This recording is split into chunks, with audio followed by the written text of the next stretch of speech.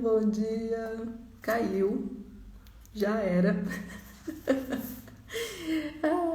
Ao vivo, uma possibilidade da gente treinar a nossa tolerância, né? A nossa capacidade de lidar com as contrariedades. Bom dia de novo, Lincoln. Caiu aqui a internet de repente. Não sei o que aconteceu. Bom dia, Mônica. Vamos lá, né? Bom dia, Antonieta. Acho que eu vou entrar 7h05, que aí o povo já entra toda uma vez, né? Gente, eu tinha começado, mas caiu. Tomara que a gente consiga continuar aqui juntos, tá bom? Vamos lá. Então, deixa eu colocar aqui, eu nem sei. Agora eu não consigo colocar o título. Nem vou tentar, porque vai que eu mexo e dá ruim. É isso, vamos lá. Bom dia lindo. Bom dia, Antonieta. Hoje a Lezinha já me mandou uma mensagem falando que hoje ela tem aula de yoga, não consegue vir, achei bonitinho, ela é demais, gente, né? Ela até avisa que não vai poder participar, porque a minha irmãzinha mesmo tá aqui comigo todos os dias desde o começo, já estamos aí no 7º dia de leitura matinal, né? Hoje, dia 14 de abril de 2021, outono, vou resumir o que eu falei quando eu comecei, que caiu tudo. Um tempo de recolhimento, um tempo de poda, um tempo de trabalhar a terra, de nutrir, né? Então eu acho que vem um bom momento, né? A ideia desse projeto, dessa leitura matinal, que pelo jeito vai continuar sempre, né? Eu vou só trazendo livros novos, porque conversa muito comigo, com quem eu sou, no que eu acredito. Meia hora diariamente é um tempo que eu consigo trazer uma coisa não tão rasa, mas que também não sai do que é o ideal, né, de se abordar, de se falar. Então, acho que meia hora por dia é possível para todo mundo, né, conseguir trazer algo diferente para dentro, né, receber algum input positivo, algum input que traga para reflexão, para olhar para si, né, e essa é a proposta, né, que a gente comece devagarzinho, mas que comece. Né? E de ter esse lugar onde eu posso ir um pouco além de um post, que isso para mim sempre foi uma coisa muito incômoda, né? Porque quem me conhece sabe que eu sou profunda, né? Nas minhas abordagens, no que eu falo, no que eu penso, eu não consigo ficar no raso, eu não me identifico com esse universo raso que a gente vê muitas vezes nas redes sociais, né? E muitas vezes a gente tentando replicar o que o outro faz porque dá envolvimento, porque dá curtida, porque dá comentário, mas nisso a gente perde a nossa essência, né? Então hoje eu entendi que esse formato para mim funciona. 7 horas da manhã é um horário para mim possível, né? E eu consigo fazer com tranquilidade, porque meus filhos, graças a Deus, ainda estão dormindo, né? Mas eu sei que para outras pessoas é desafiador, mas as pessoas estão assistindo depois, estão me dando feedback e está sendo maravilhoso, tá bom? Então vamos lá para a leitura de hoje, né? Hoje a gente começa o capítulo 1, né, do livro do Sri Prem Baba, que é Amar e Ser Livre, que é um livro que eu li a primeira vez em 2018, ele foi lançado em 2015, que ele realmente consegue trazer muitos conceitos com uma visão mais espiritualizada, mas que conversam completamente com a psicanálise. E esse capítulo que eu vou ler hoje é fundamental, porque ele traz um olhar sobre a sexualidade, sobre os bloqueios da espontaneidade, que são resultado da opressão sexual que a gente sofre quando criança. E isso é muito, muito psicanálise. Isso é muito tudo aquilo que a base do trabalho do Freud, né, que partiu do entendimento de que sim, todas essas questões nossas vêm desses aspectos relacionados à sexualidade, que é muito mais ampla do que apenas a genitalidade, né, que é o que as pessoas geralmente ouvem, mas que é uma grande ignorância e que nos tira a possibilidade de um trabalho interno muito profundo e verdadeiro, de um olhar diferente para esse aspecto da sexualidade, onde deixaria de ser tabu falar sobre ela e que evitaria o número, a quantidade de transtornos, né, mentais que existem por aí. Então vamos lá, tá? Tentei selecionar poucos trechos, vamos ver. A primeira partinha aqui é mais curtinha, onde o título é eu, tá? Então aqui, continuando, tá? Lembrando sempre também que está sendo muito legal isso, porque como a gente está pegando um livro, então é um processo, é uma construção, A gente não está se perdendo em tópicos, né? É uma construção. Então, para quem está assistindo, de repente, só esse vídeo, dá para entender sim, sem ver os outros vídeos ou sem ler as outras partes do livro, mas é uma construção. Tudo está vindo de algum lugar que eu já abordei, que eu já falei, tá? Então, se começar a ficar confuso, volta lá, tá bom? Tá tudo no IGTV, tá bom? Então, vamos lá. Para encontrarmos formas de ressignificar o casamento ou relacionamento, que seja, precisamos, antes de mais nada, saber qual é a origem da guerra entre os sexos, ou seja, a origem do sofrimento nas relações. Por que é tão complicado se relacionar? O primeiro ponto a ser compreendido é que o problema não está no relacionamento em si, mas sim dentro de cada um de nós. Não adianta procurar a origem do sofrimento do relacionamento dentro do relacionamento ou no outro, porque a origem dessa dor está dentro de nós. E o outro com quem nos relacionamos, hoje tá, hein? E nos relacionamos, também carrega a dor. Aí lascou, né? Dor de um lado, dor do outro, né? A forma com a vontade de comer. É isso que torna as relações humanas tão complicadas. Portanto, uma das principais causas da complexidade nas relações é justamente o desconhecimento a respeito da origem da dor em nós mesmos. Oi, Rodrigo, bom dia! E agora sim, vamos para o bloqueio da espontaneidade. A força criadora do universo, também conhecida como energia vital, né, que eu li lá atrás, né, que ele chama de sexualidade, que é a própria energia vital, é o princípio que rege a vida, a inteligência por trás de todas as coisas. Essa energia está presente em tudo que é vivo. É o que os hindus chamam de prana e o que os chineses chamam de ki. Na verdade, ela é a própria fonte do êxtase. Porém, em algum momento, esse fluxo de energia dentro de nós sofre uma interferência, um bloqueio. Isso acontece logo cedo na vida, quando a sexualidade é ativada e começa a se manifestar na criança. E aqui que eu falo, que é muito Freud, né? O Freud foi a primeira pessoa no mundo a falar sobre sexualidade na infância. Mas essa sexualidade aqui, né? Só que as pessoas não entenderam, né? Ele foi repudiado, as pessoas diziam que tinham nojo dele. Como assim sexualidade na criança? Porque as pessoas viam a sexualidade de uma forma no Ocidente, né? De uma forma muito limitada, né? E ele conseguiu ir além, né? E ele bancou todas as teses, todas as práticas dele baseadas nessa sexualidade infantil, que aos poucos foi se mostrando, né? Na prática real, né? Que realmente começa ali, na infância, né? E esse entendimento foi fundamental para trabalhar a saúde mental. É fundamental, até hoje será sempre, tá? A sexualidade, como expressão da consciência que está em busca da fusão, pode se desdobrar de muitas formas. Em alegria, ser alegre é sexy. Brincadeira, celebração. Mas eu costumo resumir todas essas expressões em uma palavra: espontaneidade. E tendo a sexualidade ativada, Renata, bom dia, Renatinha! E tendo a sexualidade ativada, a criança experimenta o prazer de muitas maneiras. O prazer, ele não existe só no ato sexual, né? O prazer existe no brincar, no se divertir, né? O prazer existe no gargalhar. O gargalhar é um gozo, né? As pessoas não entendem o valor de você dar uma boa gargalhada. É praticamente a mesma expansão de um orgasmo. Então a gente realmente tem muito a aprender sobre tudo que dá prazer, porque são muitas coisas, né?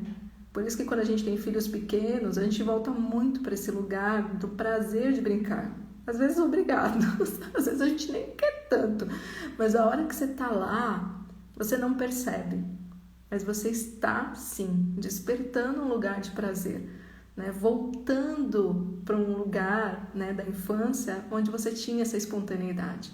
Então, os nossos filhos, eles ajudam muito, muito a gente sentir de novo esse prazer, né? O prazer de brincar, o prazer de sorrir, o prazer de falar besteira, né? Ela descobre, a criança, que existe conforto não somente quando está no colo da mãe, mas quando está chupando o dedinho ou quando está brincando com ela mesma. Então, essa fase de chupar, né, de colocar tudo na boca, né, que as mães ficam enlouquecidas, é a fase oral. É o primeiro lugar de prazer que a gente tem, é a boca. É onde a gente mama, né, onde a gente suga, é onde a gente engole, né, e de onde também, né, a gente vomita, né, o bebê tem muito, né, que ele regurgita. Então, está muito relacionado ao conceito aqui de o que eu quero pôr para dentro, aquilo que eu aceito, aquilo que é bom, que é a introjeção, e aquilo que eu não quero, né, que não é agradável para mim, não é confortável, que é a projeção. Então, a gente pode entender esse regurgitar como um trabalho, né, mais ou menos simbólico do que é a projeção, que a gente na vida adulta vai fazer de outras formas. Na vida adulta não, né? Já ainda na infância, tá bom? Esses instrumentos lhe trazem prazer. Então ele fala assim, ó, em cada fase de desenvolvimento, a criança descobre um instrumento que lhe dá prazer. Primeiro a boca, depois o ânus, que aí vem a fase anal, né? Que é a fase que é muito bonita, né? Se a gente conseguir compreender que a fase quando a criança começa, o cocô, ele é a nossa primeira obra-prima, né? É algo que a gente fez sem precisar do outro, né? Que você olha e fala, foi eu que fiz, é meu, né? Eu coloquei no mundo. Então, assim, o cocô ser elogiado, a criança aprender a olhar o cocô como algo incrível que ela fez, sozinha, autonomia. Isso é tão importante, né? E o cocô está relacionado nessa fase anal, as coisas que acontecem na fase anal da criança está muito relacionado à questão do controle, né? Ou daquelas pessoas que não controlam nada, que deixam com que o outro controle a sua vida, tudo aquilo que ela produz, né? Que ela só produz por causa do outro, ela só faz algo se o outro mandar, né? Ou o contrário, né? Aquela criança, aquela pessoa na vida adulta que não consegue soltar, né? Que tem problema de prisão de ventre, né? Então tá tudo muito relacionado em como que a criança nessa fase anal, como que ela vivencia isso, de que forma que os adultos que estão com ela ajudam a ela compreender, né? O poder do cocô, literalmente, né? Então é muito bonita essa fase. E tem o prazer, né? Existe prazer em fazer cocô. Quem disser que não, bora conversar, né? Existe prazer, ou seja, existem zonas erógenas no ânus, sim, né? Não, ninguém pode negar. Bom dia, Trevisan! Chegou na hora certa, eu tô brincando. Então não vem com essas frescuras, né? Não, tem prazer anal. Todo mundo tem. Você pode escolher não querer vivenciar isso. Mas existe prazer no ânus, existem zonas erógenas no ânus, ok? E entre outros instrumentos. Esses instrumentos lhe trazem prazer e com isso a lembrança do estado de unidade. Na medida em que o ego se desenvolve e a sexualidade é mais intensamente ativada, a criança começa a descobrir o seu próprio órgão sexual, que é o lugar em que há mais células nervosas, o que intensifica sentimento de prazer. Bom dia, Margot! Ou seja, intensifica o vislumbre do estado de unidade. Mas, e aí que vem, né, onde literalmente começam as questões dos bloqueios de espontaneidade. Olha lá, atenção. Mas quando a criança começa a descobrir essa área, é geralmente quando ela começa a ouvir: não, pare com isso, isso é errado, isso é feio, isso é sujo, isso é pecado. E por essa repressão da espontaneidade, repressão do prazer que aquela criança está sentindo, o medo e o ódio começam a se instalar no sistema da criança. Pois é. É muito sério isso, né? O quanto é importante nós adultos olharmos para as nossas questões, para esses bloqueios, para esses recalques, quando a gente se propõe a educar uma criança, antes delas passarem por essa fase, porque senão a gente vai projetar nelas tudo isso que a gente não resolveu na gente. E depois reclama de todas as questões que vão surgir no comportamental dessa criança, que são resultado desses bloqueios, porque a criança nasce sentindo prazer, ela quer sentir prazer. Quem bloqueia é o adulto, que muitas vezes não suporta observar que ela está sentindo prazer. Né, Margot? Ela não suporta, né? Assim, o adulto, ele, às vezes, ele se incomoda justamente porque ele foi repreendido. Ele sofreu essa opressão. Então, precisa olhar sempre aqui pra gente, né? Isso é muito importante, muito. Para se desenvolver de maneira adequada, a criança precisa de alguns elementos. Entre eles, o mais fundamental é o amor. Entendendo que amor para ela é toque, é contato com a pele, é a presença física das pessoas. Ela também precisa de alimento e de proteção, pois a experiência da individualização automaticamente gera medo. Essa sensação da criança, porque quando a criança nasce, tudo para ela é uma coisa só. O seio da mãe, a mamadeira, seja lá o que for, é uma coisa só. Ela não se identifica como indivíduo ainda, né? Ela pertence ao todo. E de repente, conforme ela vai se desenvolvendo, ela vai ganhando essa percepção de indivíduo. E isso é muito assustador, né? Porque ela, desde a época da barriga da mãe, ela não era ela. Ela era o todo, ela era tudo que circundava ela. Ela era a mãe, ela era o seio, ela era a mamadeira, ela era tudo, né? E de repente ela se percebe diferente. Não, eu não sou tudo. Eu sou sozinha, eu sou um indivíduo. Isso me dá medo, né?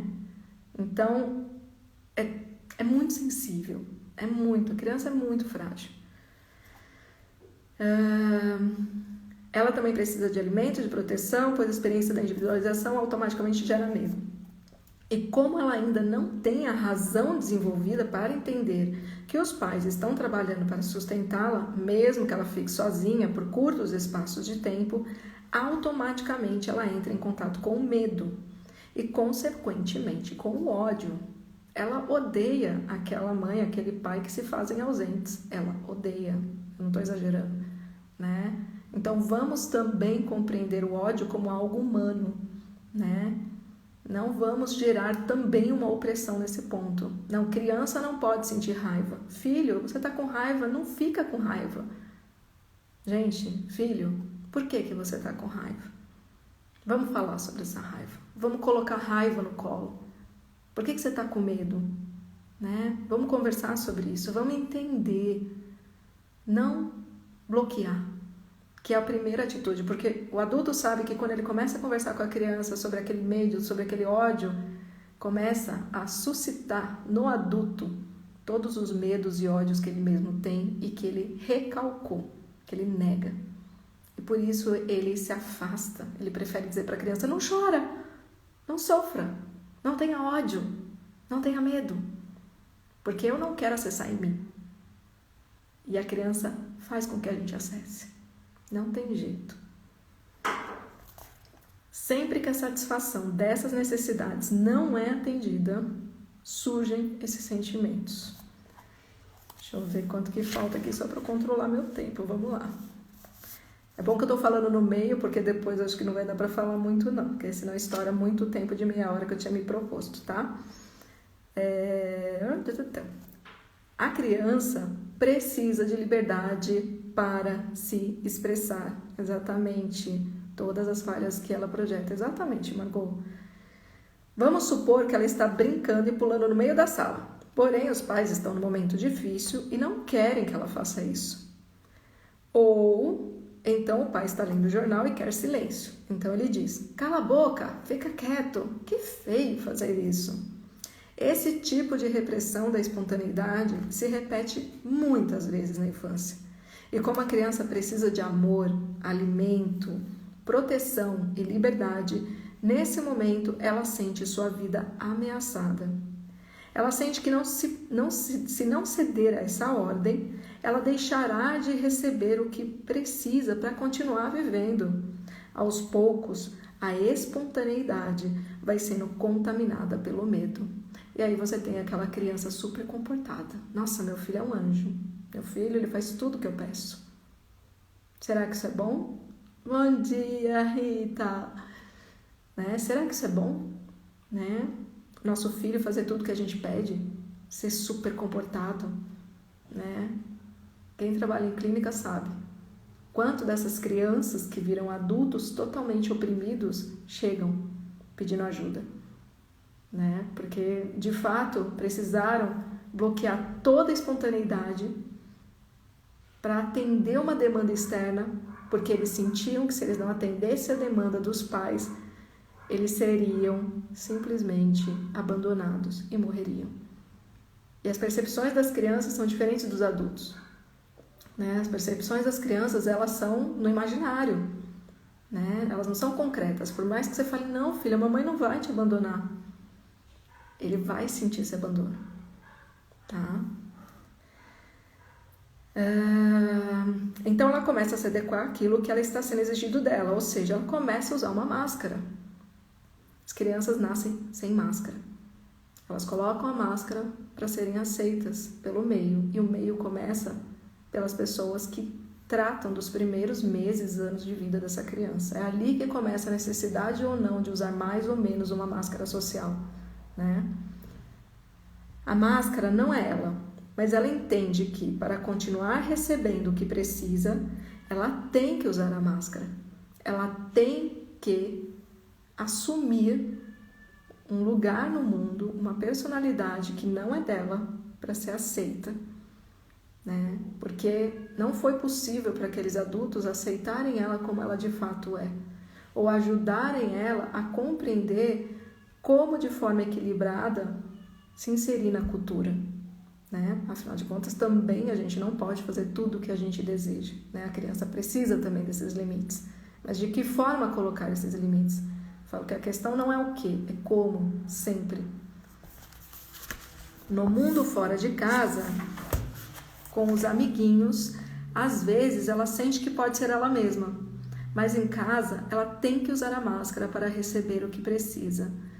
Quantas vezes a gente já conversou com pessoas, né, que elas não são as mesmas em casa e fora de casa. Né? É incrível como muda. Né? Outro momento importante no desenvolvimento infantil é quando a criança começa a sentir atração pelos pais. Aqui a gente entra numa seara, né, que é doída, que é o famoso complexo de Édipo. Não sei se todo mundo que está aqui já ouviu falar, mas é fundamental compreender. Né? Ele é uma das bases, né, do trabalho psicanalítico, olhar para esse complexo de Édipo. E isso também é visto como algo vergonhoso e pecaminoso. Mas para a criança esse sentimento é natural e não tem as mesmas conotações luxuriantes atribuídas pelo adulto. Os pais são as primeiras referências do feminino e masculino com as quais a criança entra em contato. E é perfeitamente normal que a criança, que elas sintam atração pelos seus pais. E é atração sexual? Sim, né? Eu posso falar como mãe de 2 meninos, principalmente, que é muito interessante. Quando eles entram nessa fase, né, que é a fase fálica, começa a descobrir que tem ali a genital, começa já a entender um pouquinho aquele prazerzinho, aquela coisa gostosa, eles não entendem, lógico, como a gente. Mas você percebe, eventualmente, ele encosta em você diferente, ele te olha diferente, né? O Gabu agora com 5 anos, vira e mexe, quer me beijar na boca. E você vê o olhar dele assim, não é um olhar de, eu vou beijar a minha mãe na boca. Então, gente, evitem beijo na boca com filhos. Isso é uma coisa assim que eu sei que muita gente vai falar, cada um faz o que quer. Ok, cada um faz o que quer, mas tem um preço, tá? Tem um preço que essa criança na vida adulta vai pagar, entendeu? Porque é muito complexo essa mistura. A criança, ela pode ser seu filho, ela pode ser linda, maravilhosa, doce, meiga, mas ela tem sexualidade. Ela é um ser sexualizado, né? Então a gente não pode esquecer disso, né? Então a gente tem que perceber quando a criança nos olha diferente, né? E já começar a cortar ali, entendeu? Não, mamãe, não sou sua namorada, não sou sua esposa, né? E coitado do Rodrigo que sofre aqui em casa com a competição, porque os dois, né, querem a mãe. Pois é, Rita, isso é bem complexo, né? Então a gente tem que ficar assim, olhar para os nossos filhos como seres que têm sexualidade, né? Então quando começar a se chegar muito, percebe a energia que vem, porque não necessariamente é uma energia de amor pai-filha, mãe-filho, enfim, todas as configurações possíveis, tá? Isso é bem importante. Esse é um fenômeno natural do desenvolvimento da consciência. É uma busca pela fusão, pela unidade. Porém, essa expressão da consciência sempre foi muito mal compreendida. Coitado do Freud, sério. Jogaram pedra no bichinho. São raros os pais que sabem lidar com isso, pois eles não podem compreender a sua própria sexualidade, ou seja, né, é aquilo que projeta no filho, né? Se você não entende a sua sexualidade, como que você vai ser capaz de olhar para o seu filho e entender a sexualidade dele, né? Então, quando começam a ver o florescimento da sexualidade da criança, eles se assustam e não sabem o que fazer. Alguns, lamentavelmente, se deslumbram com isso e cometem erro de deixar a própria sexualidade ser ativada e acabam cometendo abuso sexual. E eu não preciso dizer que mais de 80% das mulheres no Brasil sofreram algum tipo de abuso sexual na infância, né? E isso precisa deixar de ser tabu falar, né? Precisa, né? Porque vem desse lugar, do lugar do adulto que não entende a sua própria sexualidade e que não consegue perceber quando ele é arrebatado por ela em relação a uma criança, né? Outros simplesmente põem uma cortina e fingem que não estão vendo nada, como se nada tivesse acontecendo.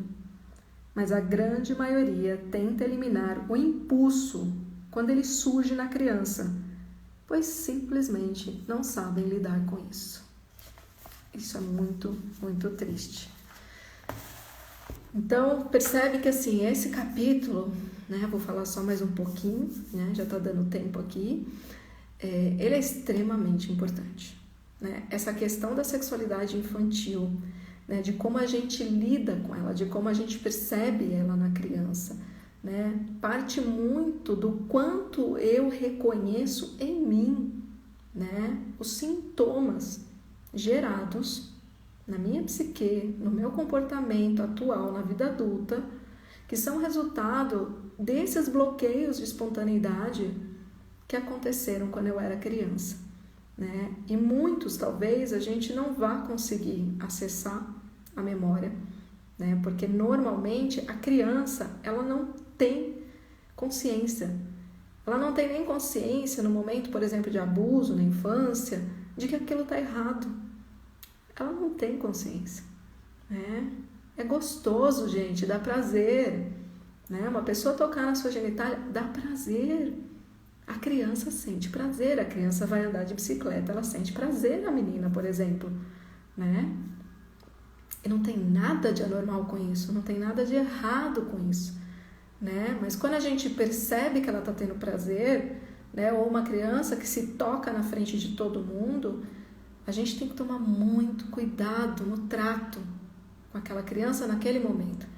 Primeiro, jamais chamar atenção na frente dos outros, jamais. Tanto nessas situações que envolvem a descoberta da sexualidade, quanto qualquer outra. De preferência, traz a criança para um lugar onde está só você e ela, né? E conversa com ela, né? E pergunta para ela, por que você estava fazendo aquilo? Ah, porque estava gostoso. É gostoso, no caso da questão sexual. É gostoso, mas é mais legal se você fizer quando você estiver sozinha, né? Quando você estiver no banheiro, quando você estiver no seu quarto, né? Não na frente das pessoas, né? As pessoas se assustam um pouco, né? Para as pessoas é meio estranho ver assim, alguém tão feliz ali, as pessoas às vezes estão ali meio bravo. Então a gente tem que usar a criatividade na hora de conversar com a criança sobre isso, né? Trazer muitas vezes para o imaginário, que é onde elas funcionam melhor, né? Até os 7 anos principalmente. Então tomar muito cuidado com esse trato e olhar para as nossas questões, olhar para a nossa criança, né? Lembrar das coisas que aconteceram, que geraram bloqueios da nossa própria espontaneidade, né? O sexo é sujo. Oi? Por quê? De onde vem essa crença de que o sexo é sujo, né? De que eu não posso sentir prazer? A grande maioria das mulheres passa por isso, né? Porque nós somos ensinadas a sermos belas recatadas do lar, né? As novas gerações estão mudando um pouco, mas nas gerações anteriores sempre foi esse tipo de criação. Então, de alguma forma, dentro de nós existe uma mensagem: você não pode sentir prazer, né? Você está aqui para servir, é o outro que tem que ter prazer, você tem que dar prazer. A mulher tem que dar, o homem tem que comer. Que merda, que grande merda, né? Então vamos primeiro olhar de onde vêm os nossos bloqueios de espontaneidade quando a gente volta para esse lugar da infância, né? O que aconteceu lá atrás que impede que eu consiga ser eu mesma hoje, que deixa esse buraco dentro de mim, né? De onde vem? E esse trabalho não acontece em uma sessão, 2 sessões, de qualquer terapia que seja. Não existe milagre para isso. Existe um trabalho. Existe um trabalho muito corajoso, porque precisa ter coragem. Muita coragem, porque dói. Dói muito. Dói porque a gente não vai poder culpar ninguém, né? A gente vai poder sim se identificar como vítima, muitas vezes. E é importante se identificar como vítima para sair do vitimismo. Pode parecer um paradoxo, mas é isso, né? Ok, fui vítima, mas o que eu faço com isso agora? O que eu faço com o que sobrou, né? Bom dia, Cacá. O que eu faço com isso? Isso que é importante, né? Então, é muito importante tudo isso que eu trouxe aqui hoje, tá? Eu diria que é o fundamento, né? Esse bloqueio da espontaneidade na criança por conta da sua sexualidade é a base acho que de todas as questões psíquicas do ser humano na vida adulta. Então vamos olhar para isso e vamos mudar a forma de lidar com a sexualidade das crianças, né? Isso é muito, muito, muito importante, tá bom? É isso, amores, vamos encerrando hoje. Vai ficar gravado no IGTV para quem está chegando agora, tá? Para quem quiser ouvir depois. E amanhã a gente volta aqui, 7 horas da manhã, para falar sobre o rompimento com a essência, com essa essência de faço parte do todo, né? E ao mesmo tempo, essa essência que vem dessa espontaneidade de quem eu sou, de fato, né? Sem a máscara, que eu acabo usando por conta dos bloqueios, e porque não nos lembramos da ruptura, né? Que vamos falar aqui sobre o mecanismo de defesa da negação, né? Que a gente tem ouvido falar bastante aí por conta do que vem acontecendo na pandemia, tá bom? Então, amanhã, 7 horas, estarei aqui de novo, aguardando vocês com mais uma leitura e os comentários pertinentes, tá? Ótimo dia, o dia tá maravilhoso aqui em Jundiaí de novo. E beijo, beijo, beijo, tá? Obrigada por estarem aqui. É uma pena eu não ter tido essas informações. Rita, dá tempo, tá? Eu sei, mães de crianças que não são mais crianças, né? Eu falo, tem a possibilidade, sim, de revisitar tudo isso, né? Não, a gente tem que, assim, não entra no lugar de culpa, né? Na nossa época a gente não tinha todas essas informações tão disponíveis, o tabu era muito maior para falar sobre sexualidade infantil, né? Então, assim, cada coisa no seu tempo. A gente precisa ser gentil, né? A gente precisa ser muito gentil com a gente, de entender que em tempo a gente vivia, de que forma a gente foi criada, né? A gente só dá aquilo que a gente tem, inclusive o formato de educação, né? É uma desconstrução que não é tão simples, é um processo, mas é possível, né?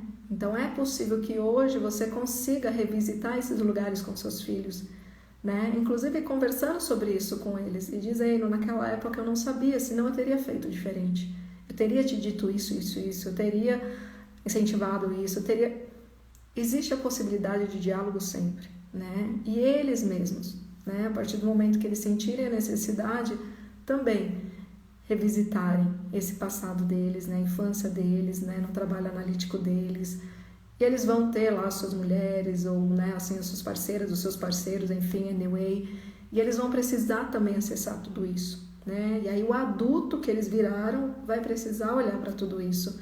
Mas é importante que você, como mãe, traga toda a verdade, tudo aquilo que você vivenciou e como você vivenciou naquela época, mudando o olhar para eles hoje, né? Isso é muito importante ser feito, muito, né? Às vezes a pessoa fala assim, agora já cresceu, já era. Não, né? O papel da mãe e do pai é muito importante, né? A minha mãe, coitada, eu pergunto tudo para ela do que aconteceu na infância e ela sabe o quanto várias curas que eu consegui, várias questões que eu consegui resolver foram graças a ela ter sido honesta comigo, né? E conseguido me contar os fatos, né? E tudo que aconteceu e o ponto de vista dela na época e como ela enxerga hoje diferente, né? Então, isso faz muita diferença.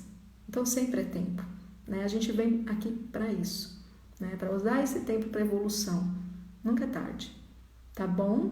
É isso, amores. Agora, bora lá, bora trabalhar. Quem não assistiu tudo, assista, porque tá muito legal, tá bom? Beijo, beijo, beijo. Tchau, gente.